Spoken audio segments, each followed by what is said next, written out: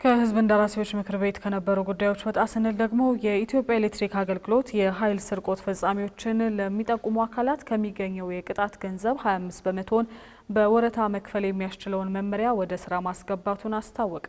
አገልግሎቱ ዛሬ ለመገናኛ ብዙሃን በሰጠው ጋዜጣዊ መግለጫ የመብራት ኃይል ስርቆት ፈጽመው በተገኙ አካላት ላይ ከ20 ሺህ እስከ 1 ሚሊዮን ብር ድረስ ቅጣት መጣል የሚያስችል መመሪያን አስተዋውቋል። ተደጋጋሚ ጥፋቶችን በሚፈጽሙ ደንበኞች ላይ የሚጣለው ቅጣት እርከን እየጨመረ የሚሄድ ከመሆኑ በላይ ወንጀሉ ለእስር እንደሚዳርግም ነው የተነገረው። ዘነበ ኃይሉ ዝርዝር አለው።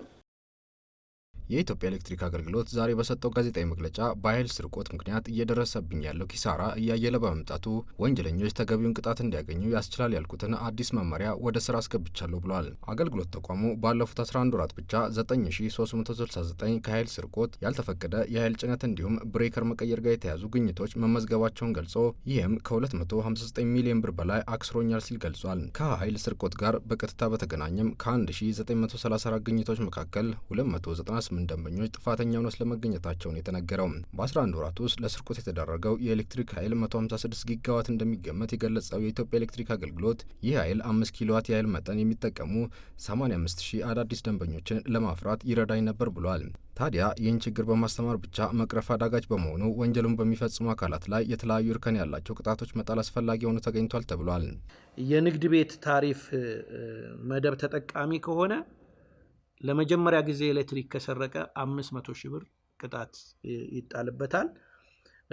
እንዲሁም ደግሞ የዝቅተኛ ኢንዱስትሪ ታሪፍ መደብ ከሆነ 750 ሺህ ብር እንዲቀጣ ይደረጋል። የመካከለኛ ቮልቴጅ ወይም ከፍተኛ ኢንዱስትሪ የሚጠቀሙ ከሆኑ ደግሞ 1 ሚሊዮን ብር ኤሌክትሪክ ሰርቀው ከተገኙ ቅጣት ይጣልባቸዋል። ይሄ ቅጣት እንግዲህ በስርቆት ያባከኑትን የፍጆታ ሂሳብ አያካትትም።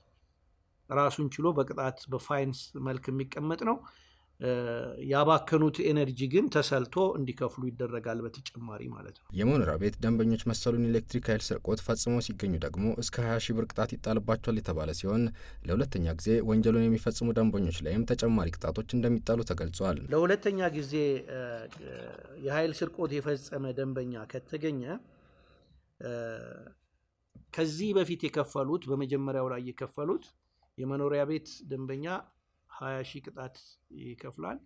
የኮሜርሻል የምንለው ወይም ደግሞ የንግድ ታሪፍ ደግሞ 500 ሺህ፣ የዝቅተኛ ኢንዱስትሪ 750 ሺህ እና የከፍተኛ ኢንዱስትሪ ደግሞ 1 ሚሊዮን ብር የከፈሉት እጥፍ ይሆናል ማለት ነው። ከዚህ በተጨማሪ ለሁለተኛ ጊዜ ኤሌክትሪክ ኃይል የሰረቁ አካላት ተአማኒነታቸው ጥያቄ ውስጥ ስለሚገባ ከቅጣቱ በተጨማሪ ለአገልግሎቱ ከ2 ዓመት በኋላ ተመላሽ የሚሆን እንደ ዋስትና የሚያገለግል ተቀማጭ ገንዘብ ማስገባት ይጠበቅባቸዋል ተብሏል።